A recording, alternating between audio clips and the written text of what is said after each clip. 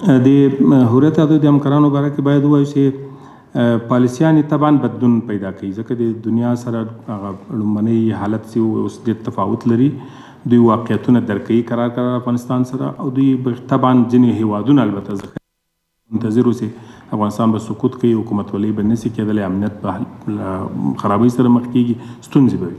ولې برعکس افغانانو متانت وښود، اوس کولی خپل اقتصاد ته یو مسیر پیدا کړي، امنیت ټینګ وساتي، حکومتولۍ وساتي، انکشافي برنامې تطبیق په خپل مټ، حتی خپله بودیجه په خپله ځان ته برابره کړي، او دا دریم کال داسې تطبیق کېږي.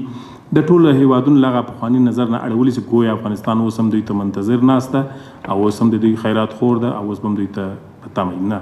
موږ خپل ژوند مسیر په خپله پیدا کړی، په خپل مټ هیواد آبادو.